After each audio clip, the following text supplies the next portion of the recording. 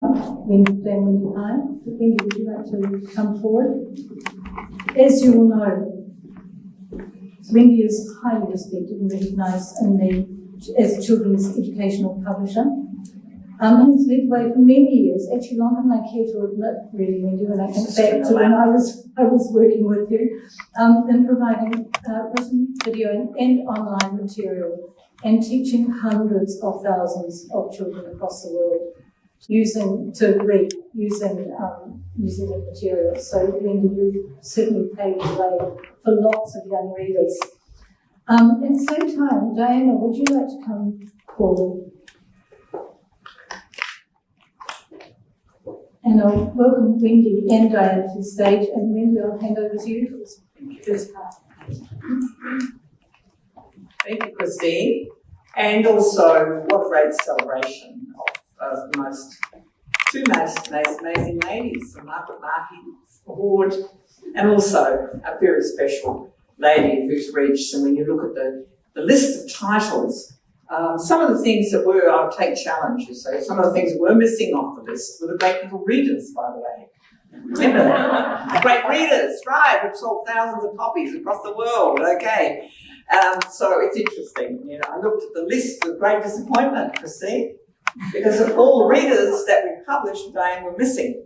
I think we've run out of readers. Next time, Storylines needs to acknowledge, because this lady came from a background of the school journal. And we all know that most of our great writers, Joy, Margaret Mahy, some of our fabulous writers in this country, all got their first chance with the school journal. So thank you for your tremendous work you did in the school journal as well, because that is an institution, isn't it? It's an institution of our own. So I'm here today to really celebrate a most fabulous author. And she's going to, I know, talk for a minute, but I'll have 2 seconds. How's that, right? And so I'm really here to celebrate her wonderful skills and the joy that she's brought to thousands of children across the world, not only with working with us, and thank you for your contribution to us, particularly the latest ones, the non-fiction ones you've done, and also the other stories that she's done in this great list of beautiful picture books and gorgeous books that we have across the world, and I'm sure many, many languages. So I'm here to give you this fabulous medal, which you have hard-earned this medal through many, many books and many writing. And it's the Margaret Mahy Storylines Medal, and I'll represent that to you. Thank you very much. You're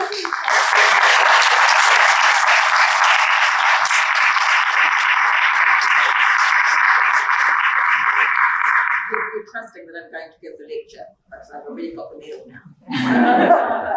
Because we've actually shut the doors. Oh, it's lovely. Thank you very much. Very nice.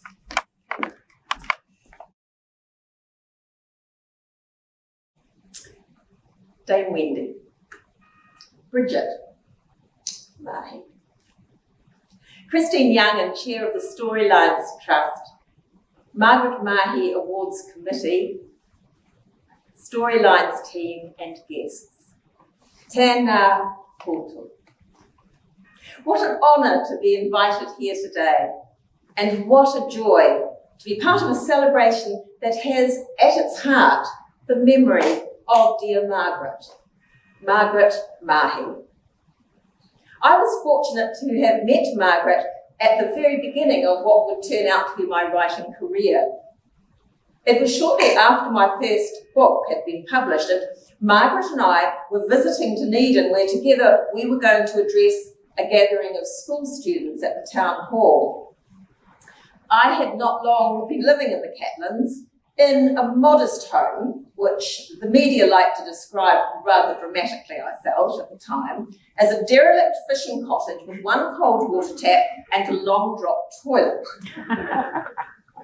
It was a description that Margaret was obviously aware of, because when we met, she lost no time in asking me how that toilet was faring and if I found it satisfactory.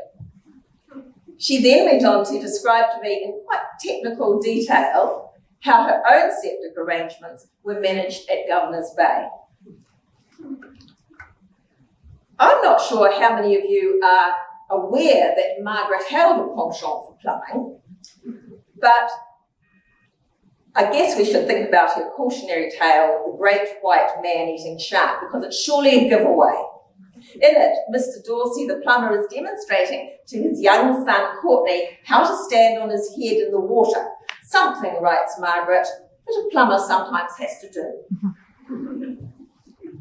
Margaret's enthusiasm for plumbing was further in evidence when I was sitting next to her at dinner one evening at the conclusion of a writers' festival. The guest speaker on that occasion, I think it may have been Jenny Patrick, had recently been engaged in plumbing her own home, and her address followed that theme. What's more, she had brought along some visual aids to help her explain the intricacies of the job. The moment she held up an elbow pipe, Margaret's back stiffened visibly, and she sat bolt upright in her chair and was immediately fixated on what was coming next. Once or twice I saw her hand twitch, as if she might be about to ask a question or offer a correction on a technical point, but to her credit, she managed to desist. After our first meeting in the Dunedin Town Hall, Margaret would always track me down at writing gatherings for an update on how my own plumbing situation was. A few years later, an Arts Council grant enabled my husband and I to install a septic tank on our property and to build a bathroom with a flush toilet. And thereafter, whenever Margaret and I ran into each other, I sensed a certain disappointment in her that our conversations were now restricted to downpipes and the storage capacity of water tanks.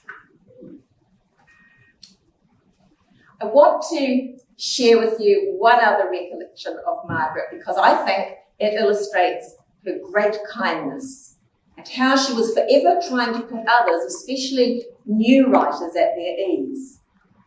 It was following another literary function in Dunedin, and it occurred when I was driving Margaret to the airport on my own way home. My husband Keith was with me. Margaret, who had insisted on travelling in the back seat, was sitting beside our son Max. He was about 8 years old at the time. With us was our pet rat, Nibblnose. It can be difficult to find a pet sitter for a rat, so she usually travelled with us. Nibble was quietly hammocking in the sleeve of Max's jumper.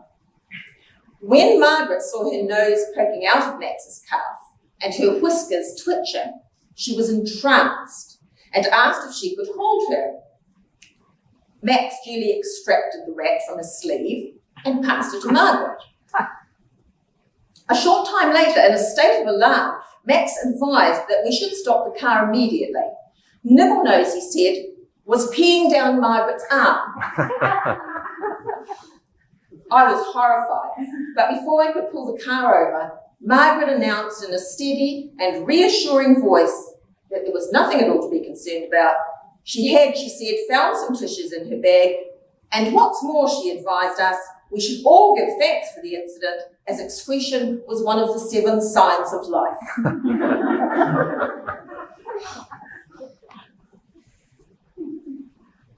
And now, on to what is rather terrifyingly referred to as the 40-minute lecture. And I have called mine Feeling My Way. Having been raised Catholic, I thought it essential that I begin today by making a confession. And it's this.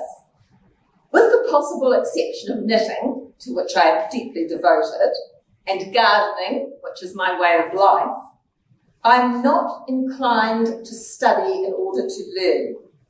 Whether it's a musical instrument, sport, or drawing, I would go so far as to say that I am quite lazy in this regard. You will not find me picking up a violin for an hour a day, year after year, until I've learned to play it, or attending an art class until I can draw to satisfy myself.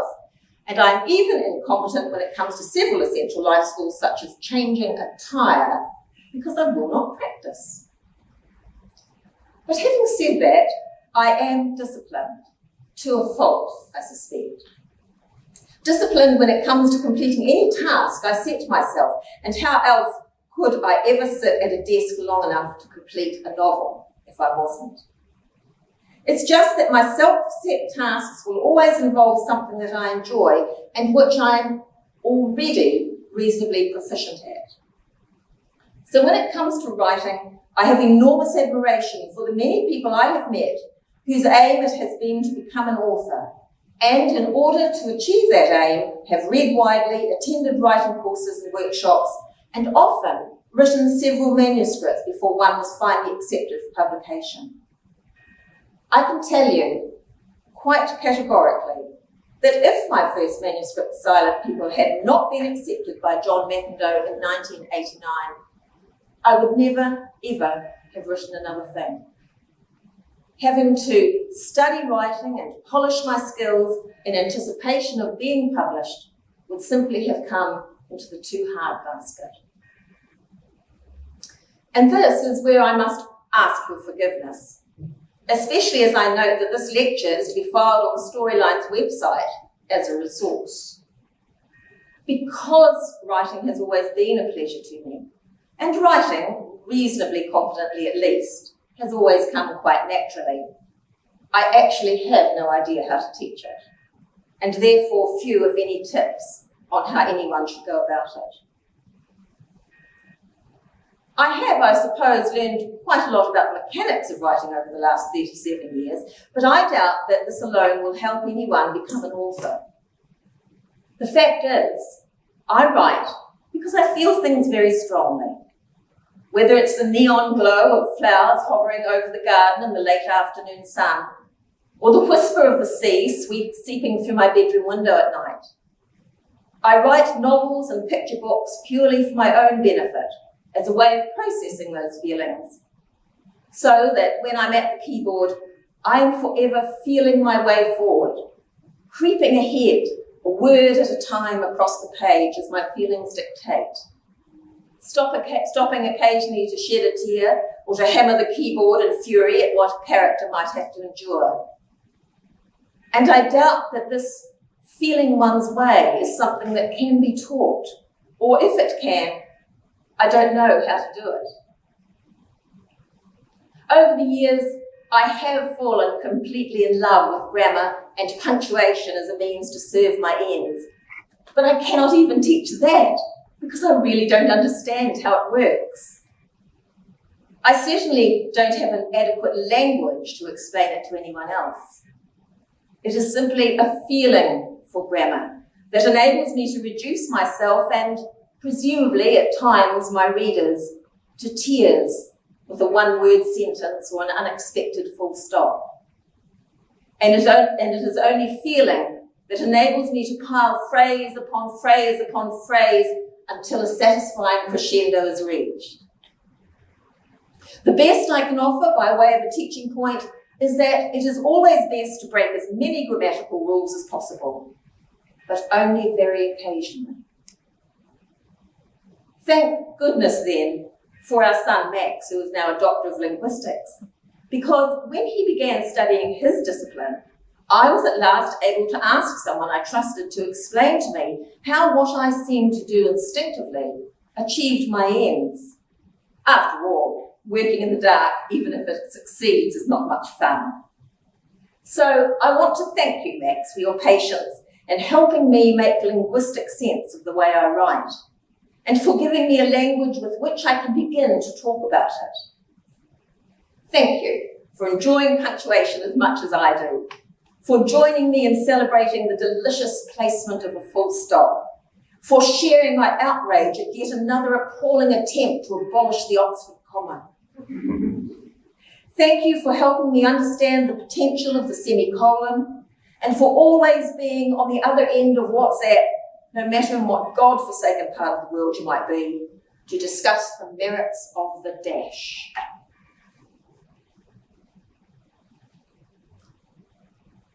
Where the strength of feeling that informs my writing comes from is something that I've often asked myself, and over the years I have traced it at least in part back to my early childhood. At the time when it wasn't common, I lived in a single-parent household, my father having run off to marry his mistress shortly after I began school.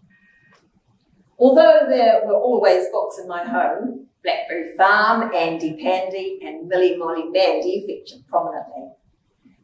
The domestic duties of a solo mother with a young family whose task it was to live off the most meagre of incomes afforded little opportunity for reading aloud to her children. However, there was always poetry and literature in the air.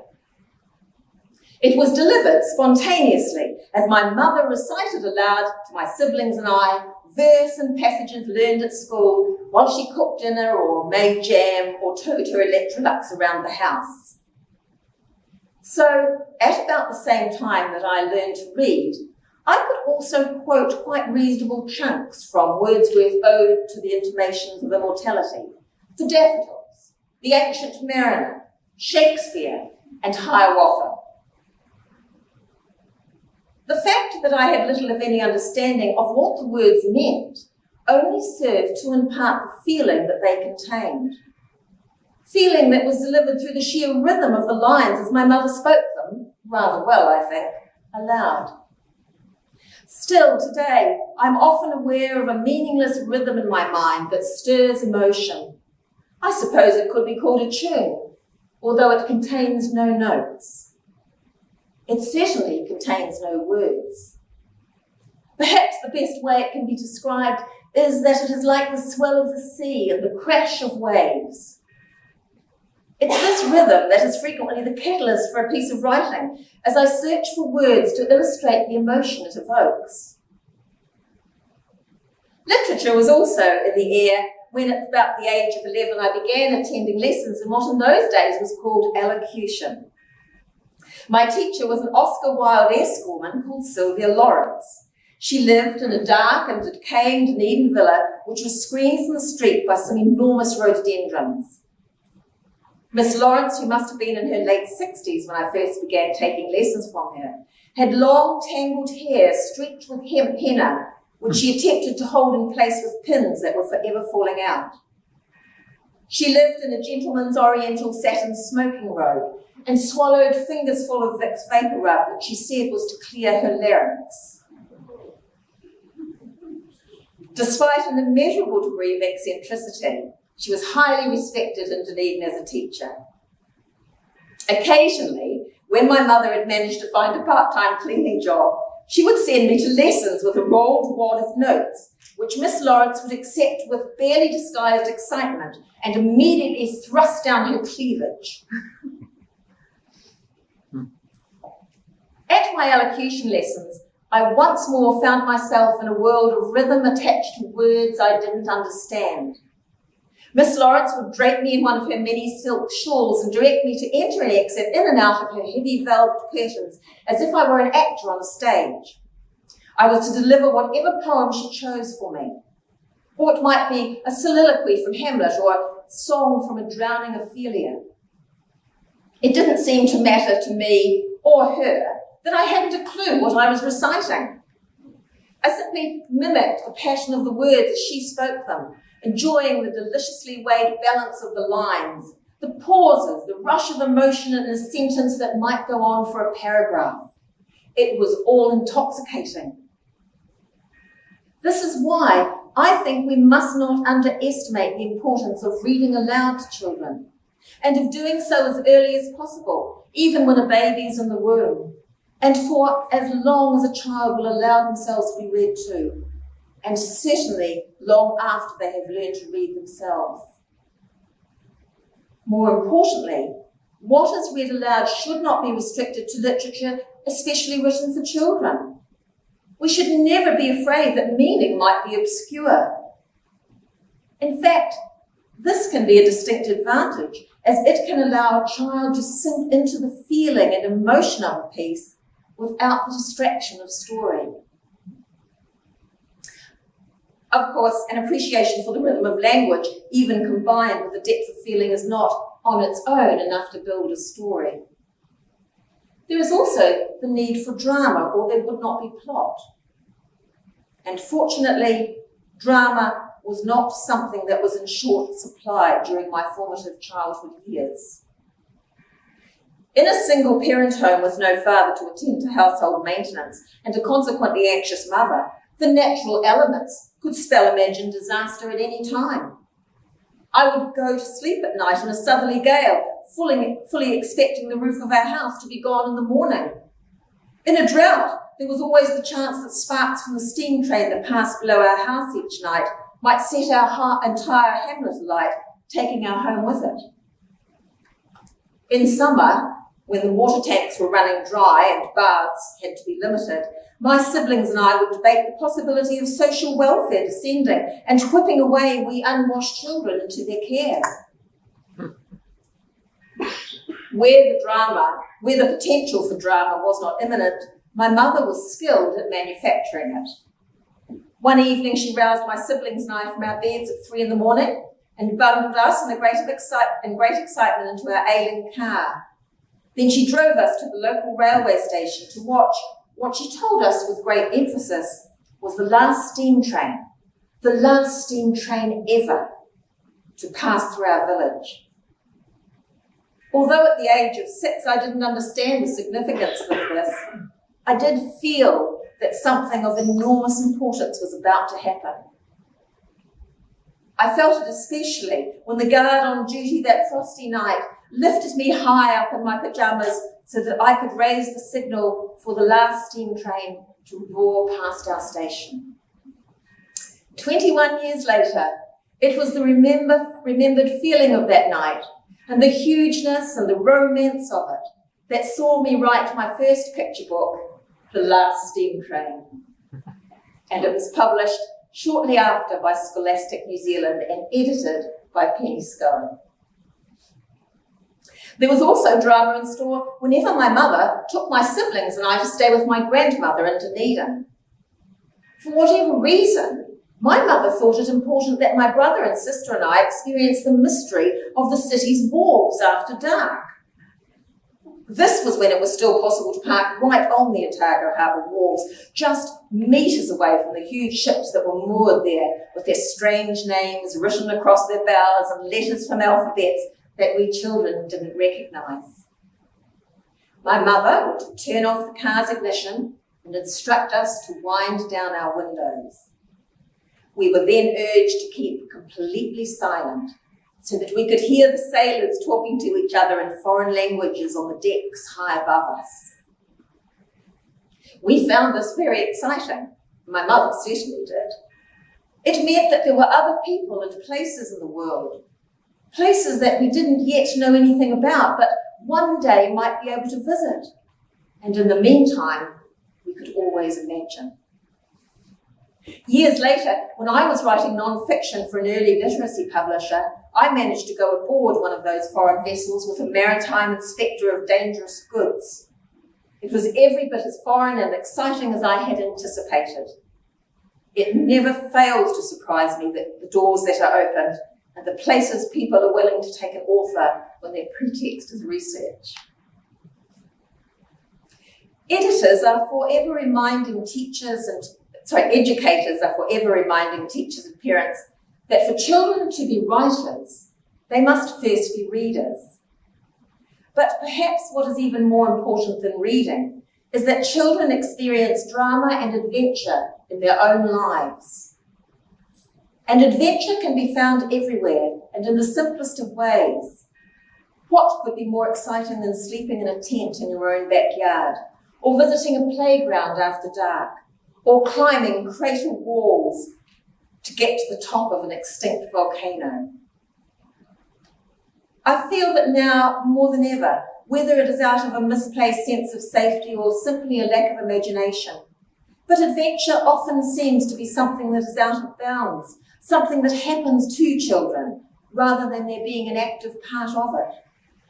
Exploring a river can change from something you do on an inflatable inner tube to something that happens to you when you are buckled into the seat of a commercial jet boat tour. Climbing a hill can turn into a gondola ride. My first experience of combining a feeling and a sense of drama with the pleasure of writing came when I gave up teaching to live as self-sufficiently as possible in the Catlins on the southeast coast of South Otago. Then, more than now, this region was considered the end of the earth, with its winding gravel roads, wild coast, dark rainforest and inhospitable climate. But it was also a deeply romantic place, and it stirred in me the same emotions that my mother's recitations had. The Catlins was not an environment to be ignored. It demanded response. My husband's response was to paint it onto pottery, but I thought I would also respond through painting, and quickly discovered that I wasn't a natural painter. And as you now know, I'm not someone to practice. So when Keith suggested I paint with words instead, I quickly followed his advice. Having been a secondary school teacher of English, I was familiar with young adult novels because I was always searching them out for my students. So when I began painting with words, I simply directed my writing into that genre because it was uppermost in my mind at the time. It certainly wasn't a deliberate decision to write for young people.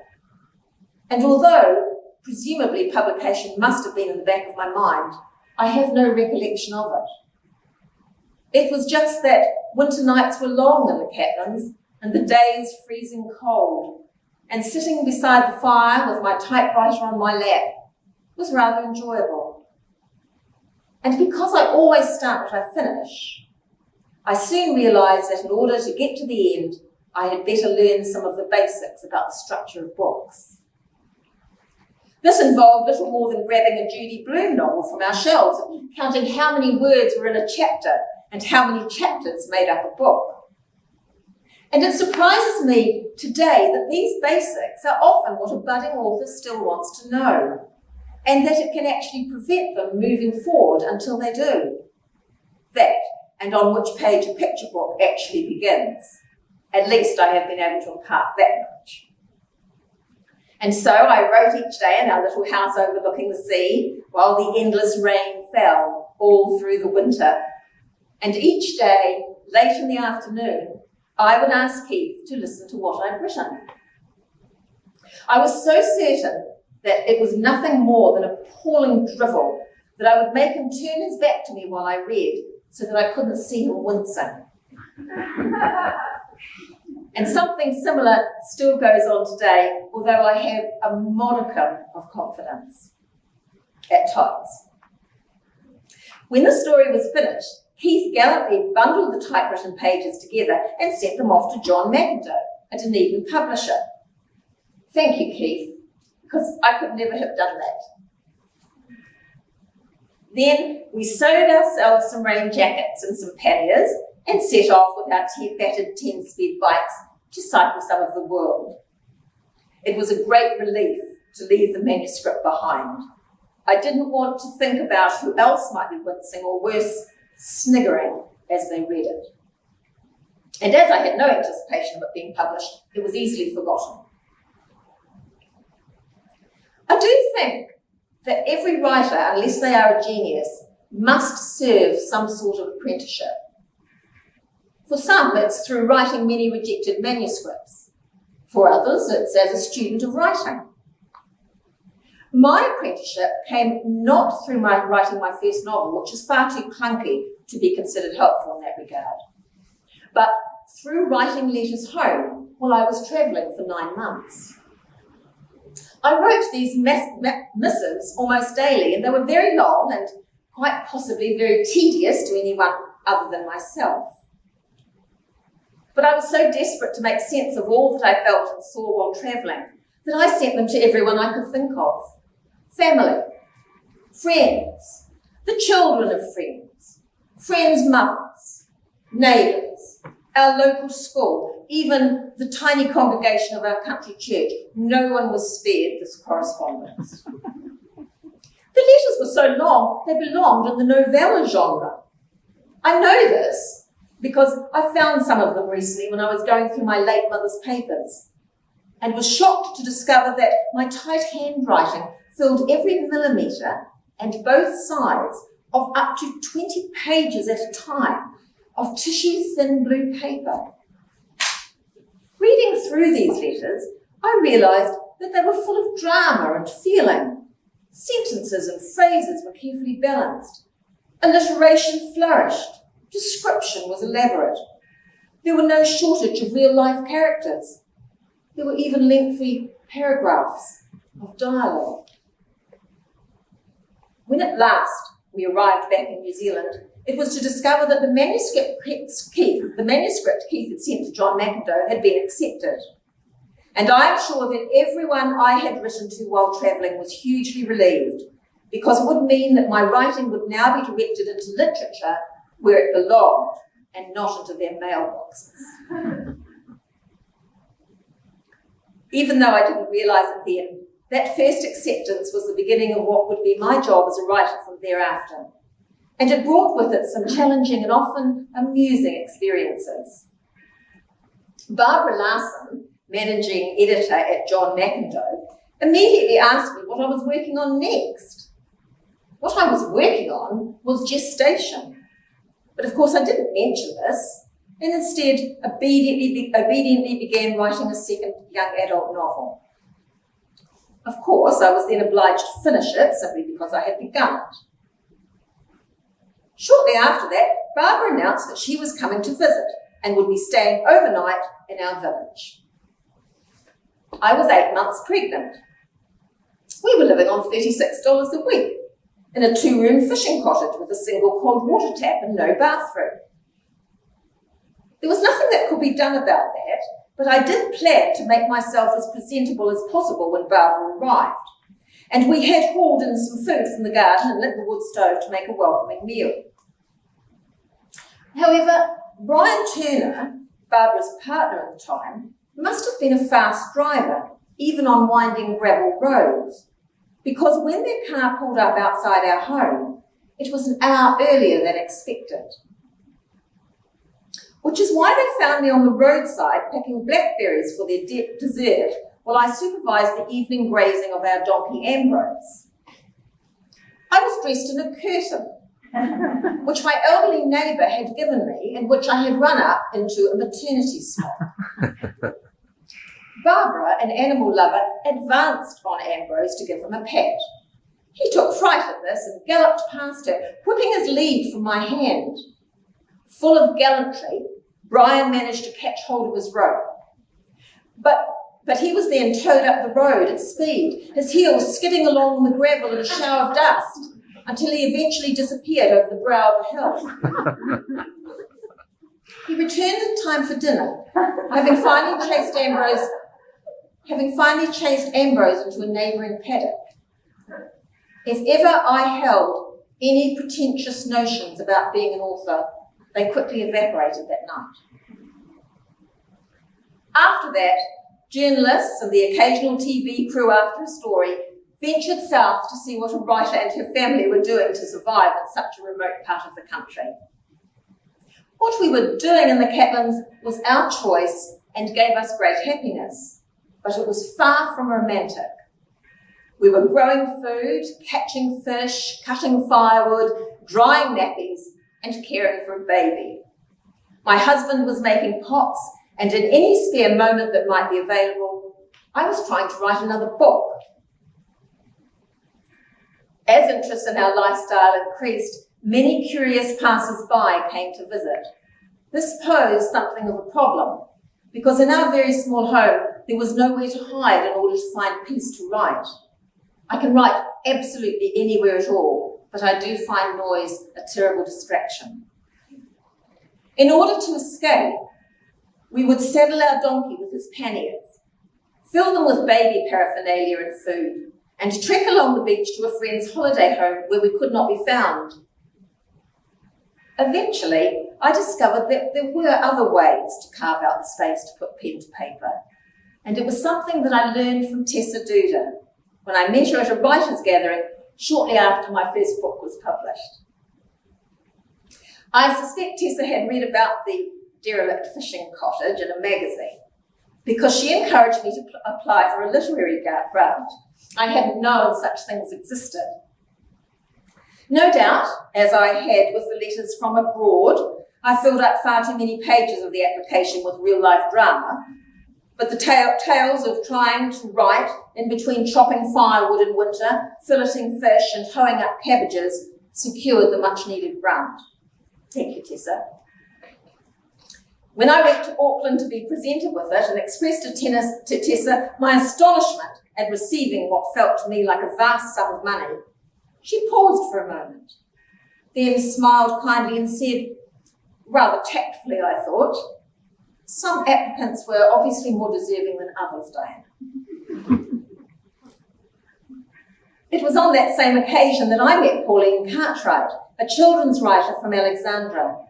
Pauline is someone to whom I owe a huge debt of gratitude, because it was she who sowed the seed that has enabled me ever since to make a career from writing.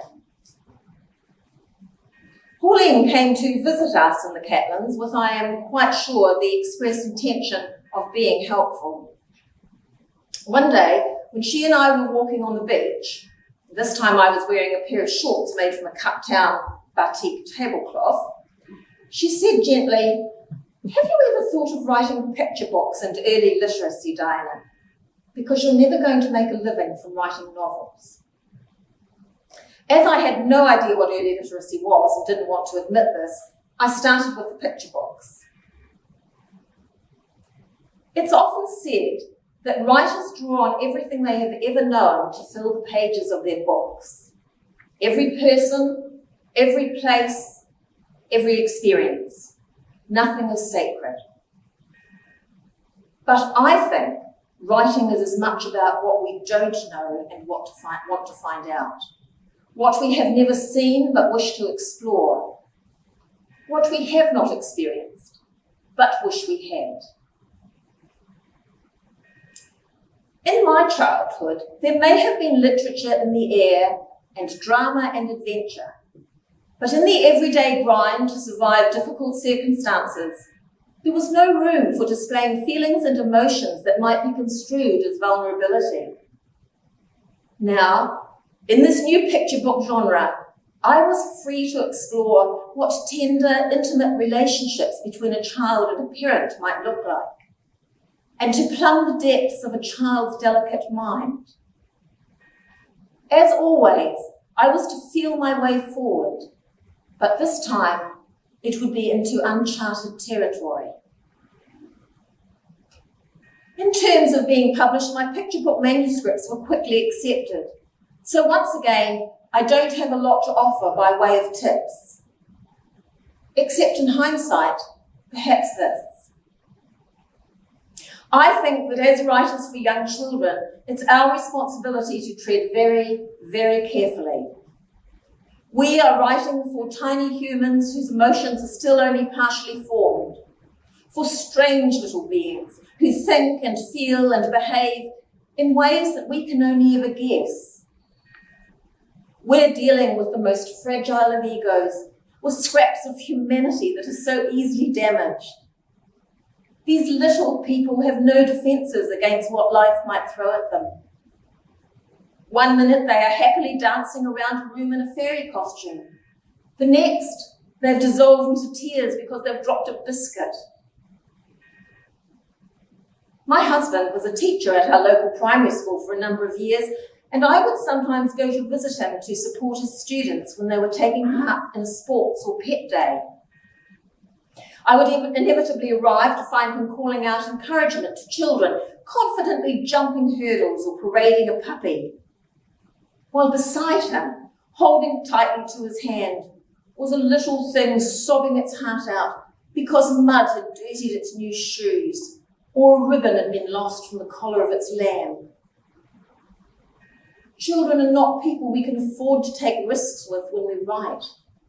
As authors, we have to judge it right first time. As editors, we must quickly weed out the didactic and punishing manuscripts that seek to preach and push children into some preconceived mould of the writer's own fashioning. And what I find most worrying is this.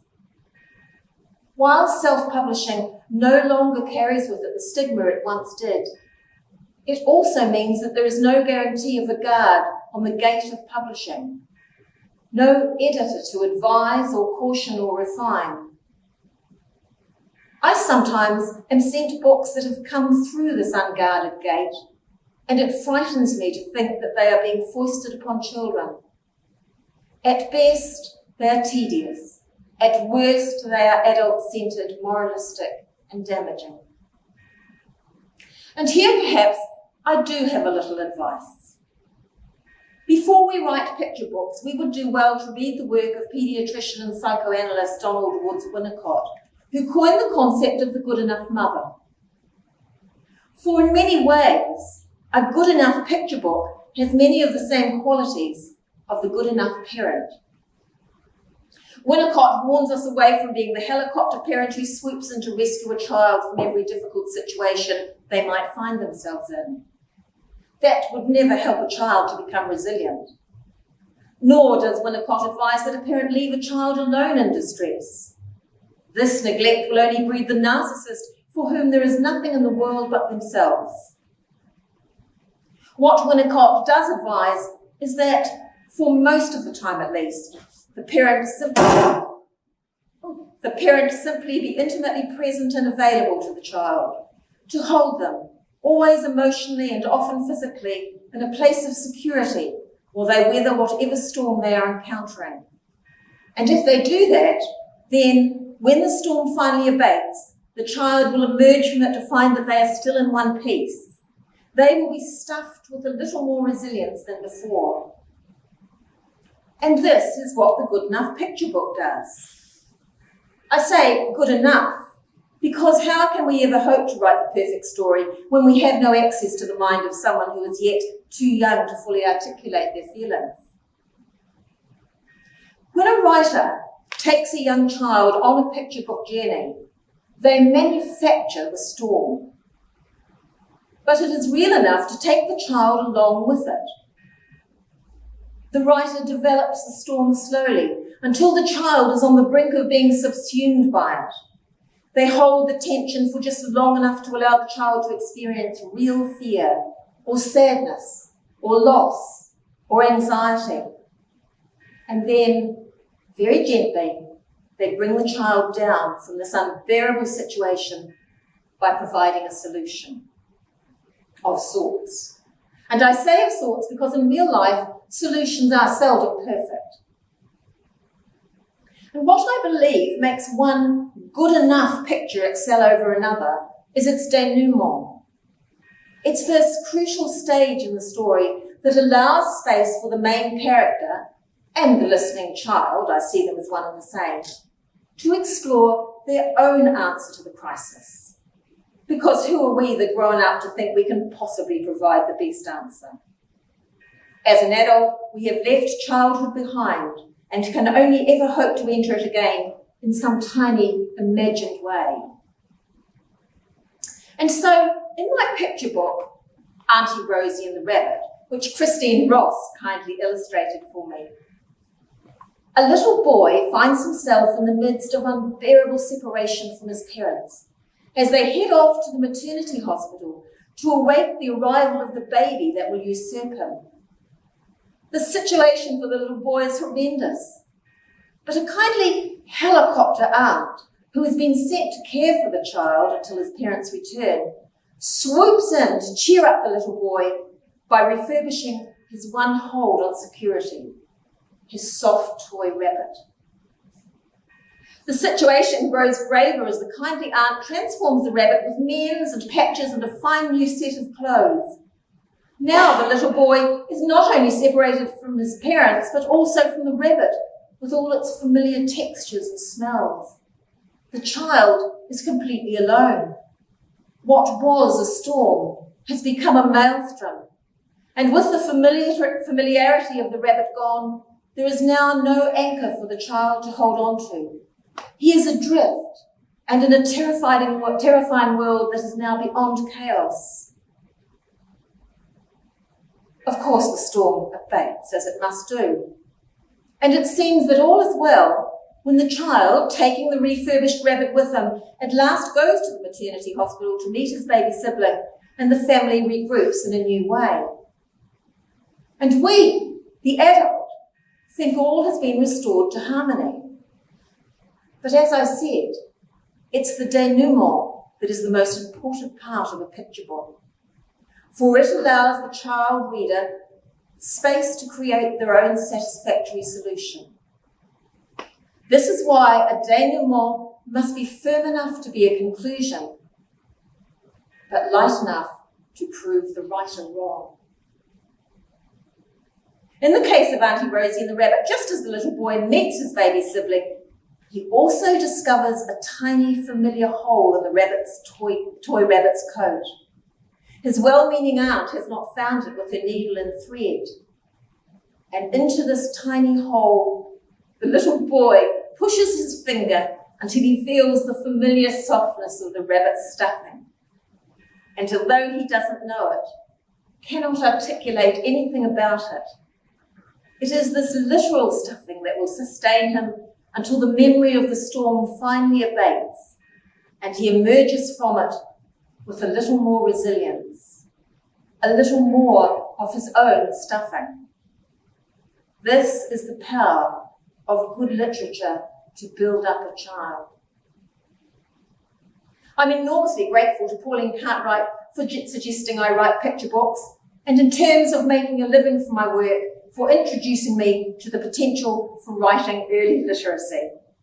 New Zealand has led the world for many years in this field, and the international appetite for these little books, while not quite what it once, is still there. It was an interest in early literacy that eventually led me to write for the school journal, and the acceptance of my first piece for this publication, a short non-fiction article entitled Mother Earwigs and Their Babies, was a highlight, the highlight of my writing career. Despite having been published in many other fields, I really felt that by having work included in the school journal, I had somehow joined the ranks of real New Zealand writers. I'm sure that this was because so many Kiwi authors, Margaret Mahy among them, had their first piece of writing printed in this iconic publication. I may have had to work my way backwards to achieve this feat, but I was no less proud of it. Alas, this elation, which stayed with me for the next 3 years, was somewhat shattered when I eventually went to Wellington to work as editor of the senior parts of the school journal. This was in pre-internet days, when writers and editors were known to each other only by name through the exchange of letters. I was 36 years old. I had been 33 years old when I wrote Earwig Mothers and Babies. On my first day at work, I was met by the outgoing editor, who had agreed to stay on for a week to show me the ropes. There was some general chat, and then, I suppose by way of breaking the ice, he announced jovially that when my Earwig Mother and Babies article had first arrived in the school journal office, the staff who read it had assumed it was the work of an elderly eccentric. My ego, which had only ever extended to publication in the school journal, was in ruins, which was probably a good thing. I managed to live in Wellington for 2 years, but homesickness for the Catlins drove me back to our cottage by the sea. By this time, the internet was in its infancy, but was sufficient, when coupled with my rural postal service, to allow me to work on the school journal from a tiny garden shed at the back of the house. It was not much larger than a double wardrobe, but Keith lined it for me to help keep out some of the Catlins' cold. Working from a remote outpost in the middle of a rainforest, and using a newfangled technology called the internet to do so, somehow captured the imagination of the media. And once again, journalists beat a retreat to our door. And I remember one reporter in particular, wishing to photograph me at work on the school journal, and being unable to fit into my tiny office, he was forced to climb a ladder set up in the garden outside. Balanced on the top step, he managed to train his camera through the window and obtain the required shot just as the ladder began to teeter. And then there were the misplaced flowers.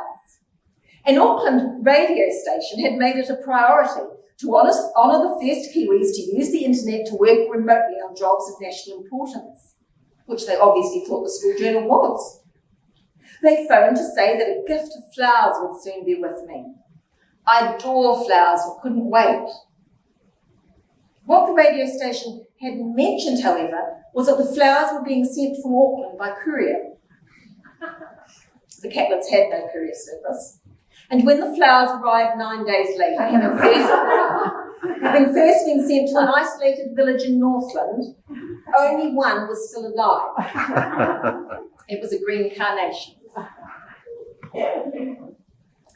Over the years, I have been grateful not only to have received flowers, but more support than I could ever have imagined possible. For that assistance, I want to thank the many illustrators who have worked alongside me, the publishers and editors who have accepted and refined my work, and the booksellers, librarians and schools who have promoted it. I'm especially indebted to the late Ray and Barbara Richards, who as literary agents worked tirelessly on my behalf for many years. Without the generosity of Creative New Zealand, Toia Aotearoa, and a host of private providers of residencies and funding, my life as a writer would have been much more difficult. I would also like to thank my Catlins community for acknowledging my work, celebrating my successes, and for sheltering me in many different ways when solitude has been required. To my extended family, thank you for your support over the years, and for very often dressing me for literary functions, especially in the early days when a curtain or tablecloth might well have been the only alternative. To Janice Marriott, who was on the staff of Learning Media when I went to work as editor of the school journal, thank you for your breath of fresh air company and for your friendship ever since. I would also like to acknowledge Hone Apanui and the late Maringi Riddell for their patience in introducing me to the world of Māori publishing while I was on the staff of Learning Media. To our son Max, thank you for joining us on the ride, even though you had no choice, and for often being my child critic. To my illustrator and author husband, Keith Olsen, thank you for partnering with me on many literary projects and for carving out temporary homes for the three of us wherever in the country we have washed up on residencies and jobs. And most of all, for always patiently listening to my writing without wincing. Although I can't be sure of that, I'll still make you turn your back to me when I read. I am honoured to be receiving the Margaret Mahy Medal and to have this connection to someone who was so hard-working and who offered such kindness to so many writers. Thank you, Storylines, for honouring me in this way and for the many hours of voluntary work this will have involved. Kia ora, nō reira, tēnā koutou katoa.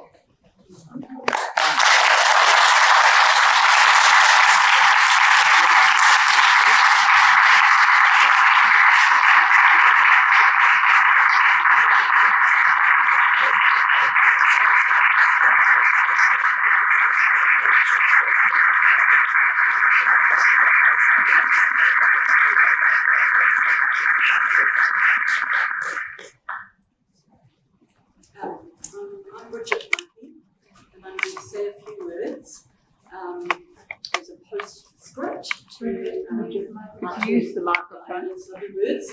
You can see I'm inching along in this rather super conscious world that we live in at the moment. And I was just checking in on, talking publicly without a mask on. So thank you very much for your lovely words, Diane. And I had a few thoughts as you spoke, and I was quite pleased that you talked about plumbing because initially we lived with a can, and Margaret would have some adventures with the can, and then we moved on to a sub-level of septic tank, and there were some adventures with the septic tank, and they are domestic adventures. And you can, as a child, you may well leave that material with your beloved parent, and that's your job to empty the can. But they are also rich experiences that you may well end up having if you live in that environment of pre-sewage system days. So I enjoyed hearing your Clemens stories because I agreed that she would sit up, because in our toilet at home eventually we did have the history of the toilet. She had books in the toilet area in the bathroom, and one of them was called The History of the Toilet by Thomas Crapper. And I thought from Margaret to work with the toilet and then be able to read if you felt like it at the same time. So she was fascinated by that. The other thing, as you spoke, I thought about writers in New Zealand. I thought about the literary landscape in New Zealand. I thought about how we choose to live and where people choose to live and write, little sheds, their own spaces, etc. I thought about women working their way through the landscape in terms of not only just writing, but being multidisciplinary and editing and teaching and lecturing and advising and supporting and mentoring and working with children and fellow adults and all that lovely literary world.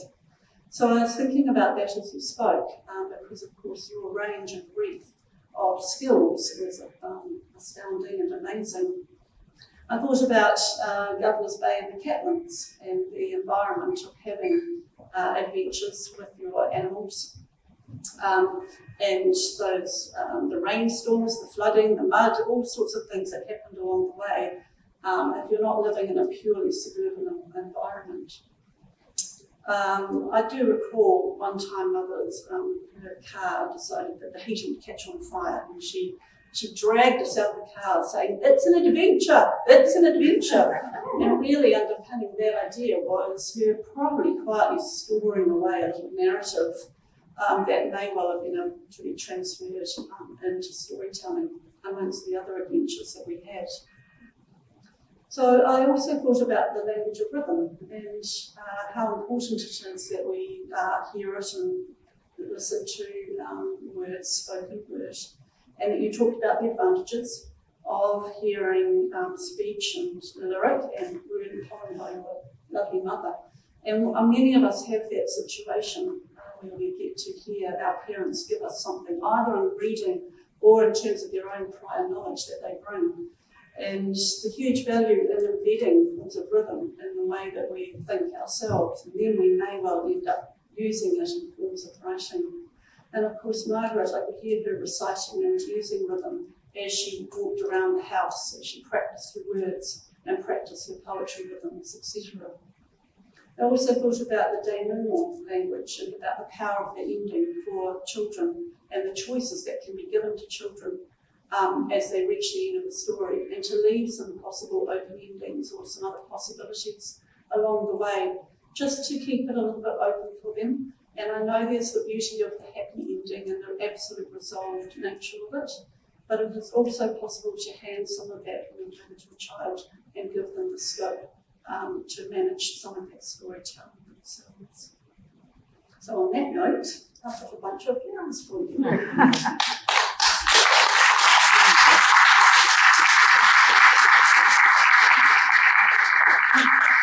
The beautiful thing about this is these are very fresh and are very much alive, and they're beautifully designed by for you.